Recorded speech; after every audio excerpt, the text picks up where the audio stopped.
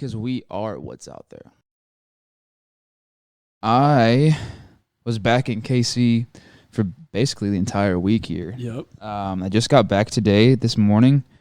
I had a couple doctor's appointments that I had to go to, and a family thing that just happened to be around the same date. It was my mom's birthday on Thursday. Shout out. So yeah, I was just back at home with family and doing my doctor stuff and checkups.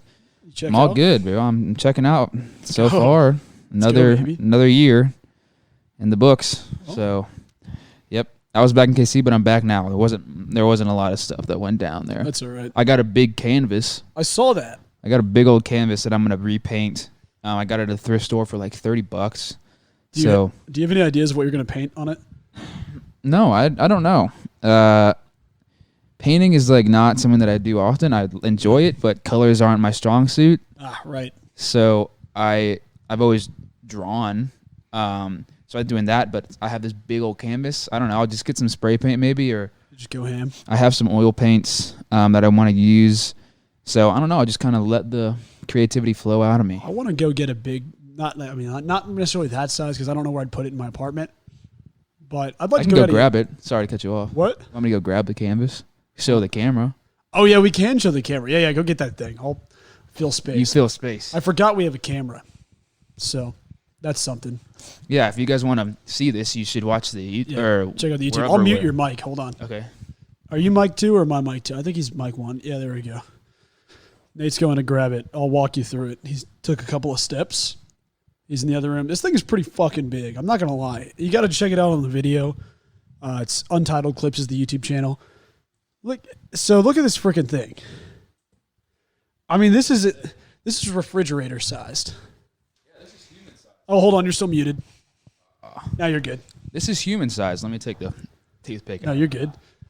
This is human sized for sure, and It's probably standing 5'4" at least. Yeah, I'd say a good, maybe even 5'5" actually. Hey. But yeah, so it's big. I'm gonna put it on this wall here that's blank. It's got a nice painting on it. Whatever. Yeah.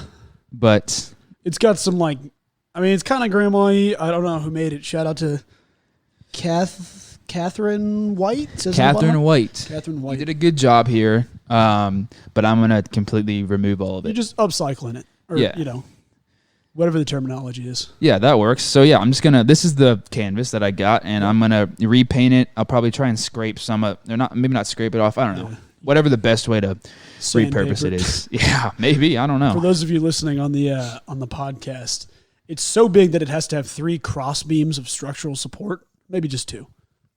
No, yeah, hold on. There's corner support and 2 cross beams. I mean, this thing is this is like a sheetrock. It's a unit for sure.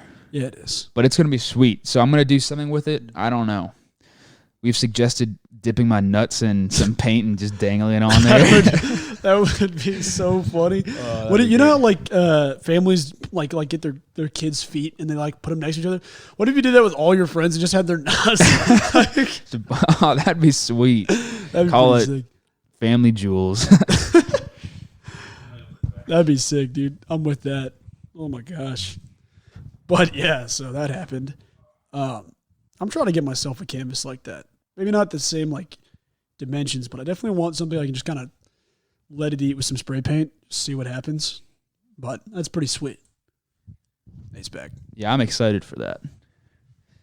So yeah, I'll probably do that in the next couple of days, and we'll update you guys next time we record an episode. When you said we should show them, I was like, I don't know how we're going to do that. And then I forgot we're recording. Paint them a picture with our words. Yeah. Vivid What do they call that? I don't know. Rapping? Yeah. Speaking of rapping. Joking. There's no segue there other than till. But yeah, so that's kind of all I did in KC. What'd you do? I had a house set for my cousin. I was really freaking sick. I forgot about that. Yeah. I was super sick and had a 103.8 fever this past week. And it happened 2 or 3 days in a row. 108? 103.8. Oh. Still pretty freaking high, but not 108.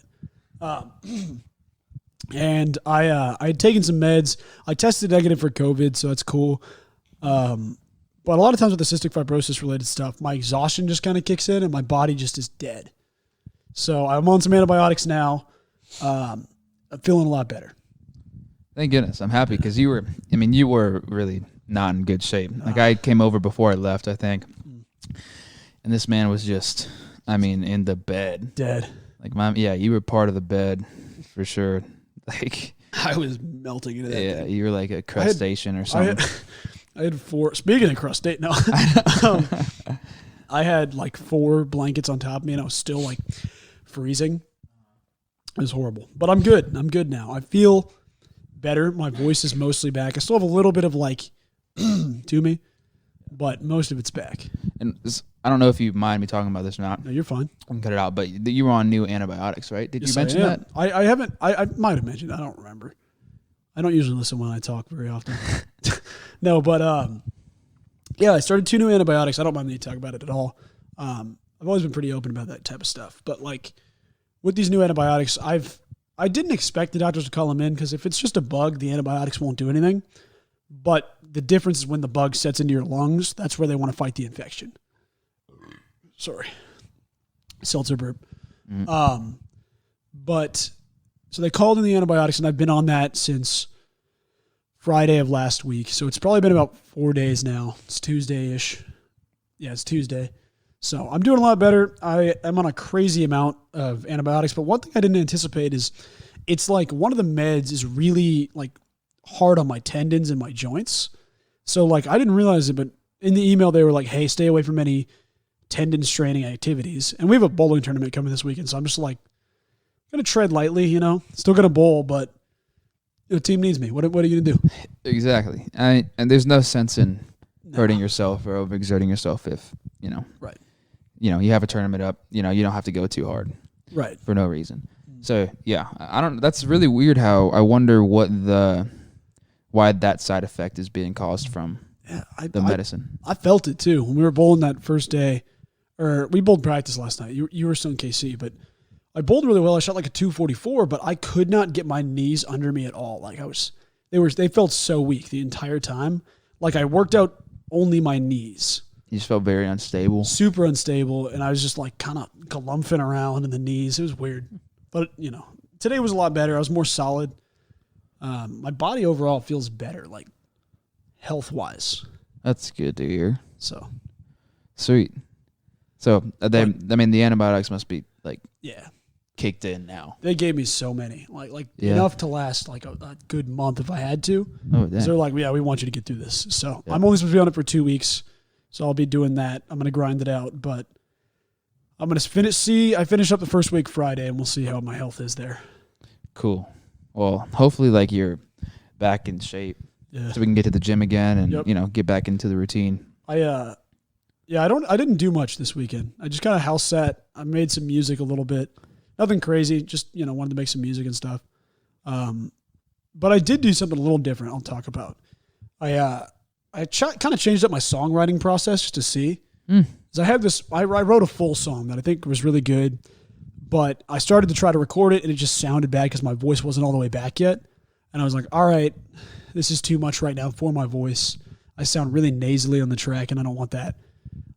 So I was like, you know what? Let me just pick a beat and then write freestyle a song slowly. And so I played this beat that I've had on my laptop for a while and I just started saying stupid bars. And it actually ended up going pretty well, and I ended up turning in like a 3-minute song, just kind of saying stupid stuff. That's like a long song. It's a long song. It's longer than most of my songs. Yeah, I was gonna say most of your songs are like 2 minute longest mark. 2 minute, 2:20, 2:20, 2:30, and like I was just kind of messing around, and I had so much more fun just messing around doing it. So that's sweet. I kind of like the idea of just like not necessarily freestyling the entire song, but like going a bar at a time, just like saying the first bar, finding a rhyme for the next bar, and then staying with that for 2 or 3 bars and moving on. Yeah, that's. I'm interested in people's creative processes and when they're creating different things and how it seems like it's always changing for everybody in a way. Like there's things that stay the same, like your cornerstones that you stick to, but it seems like there's always like something that you change here along the way. Yeah, and I think the biggest thing is like I'm trying to fall in love with the process rather than just like. Obviously, I have big aspirations and big dreams, but like, I kind of realize like, you're not going to be famous if your music isn't up to par. you have to have a good brand, to have good stuff. You have to have good music first, or a reason that people want to check you out. Outside of just like, I don't want to be a meme rapper on TikTok that just kind of blows up. Shout out to the Island Boy dudes. I don't know if you've seen those dudes yet. I have seen those guys. But yeah, I want to actually like be deserving of some level of fame when I get there. So it's like I'm not rushing that for the first time in my life of like, oh, I want to be famous by here. I just want to have like a good catalog of music by then. Yeah, it seems like rushing it is like unnecessary anyways, because it's just gonna happen when it happens. Either way, like no matter what I guess there's things that you can do to maybe put you on a better path, I guess, or maybe fast track it a little bit. But at the end of the day, it's like things have to align. I can't skip any steps in the process. It's A through Z, but the only way to get to Z is by going to B first, then C, then D, and then moving my way up all the way through. Yeah. Yeah, I can't wait to hear more music from you, to be honest. Yeah, I'm excited to get some stuff out. I'm kind of thinking about dropping some singles instead of dropping an entire album. That'd be nice. Just like every Friday, if I have enough music, just drop a single for like a month. Yeah, that'd be good for your listeners too, I think. I think to see that, he's constantly making music, I'd be interested to see that, because then it's like, you don't have to wait 9 months to hear some music for it to be out there. I know like for me, when I find an artist that I really like, I'm like, I'm excited to see that they're constantly in the process of making more music, and like for you, I think I have like 3 of your songs in my top 10 most played this year. Let's go so far. So I'm like, I love listening to that music. It's not like it came out like forever ago, just a couple months ago, but it'd still be cool to like every once in a while, like, like new song. Till drops another song. Bro. Till dropped a track. Yeah, like that just it's exciting. I think that's what I'm gonna do. I think it's just I want to see what the marketing is like behind dropping an album versus dropping a single too, because I think that'd be interesting. I'm learning a lot about that whole like the music industry marketing as a whole is kind of just like a big colossal fuck up kind of. Yeah. Where everyone's like, oh, pay me this money and I'll do this for you. It's like, no, let me just make good music and then I can figure out the marketing stuff. It's almost like the music is the marketing in a way. If you have bad music and you market it, it's going nowhere.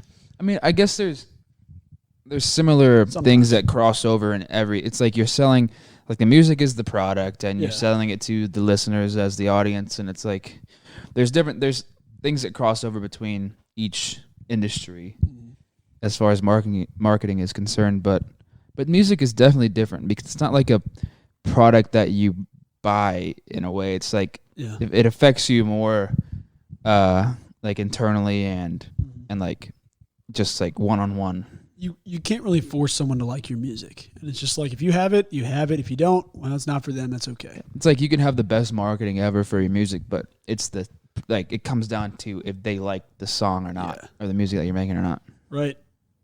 That's the golden rule. Find the right product for sure. But other than that, I haven't really done much this week. That's okay. Just from being sick and stuff. But you were pretty sick, man. Like sometimes there are weeks that it's all right to just rest and get yourself back to it, especially if you have no other choice. It's not like you were just getting up and being like, oh. Boy, I got out of bed for like 30 minutes that first day, and I like stood there and I was like, my head is killing. I couldn't. I went back to bed. Yeah. I don't blame you, bro. It's all right. I gotta hit the stop button. Stupid.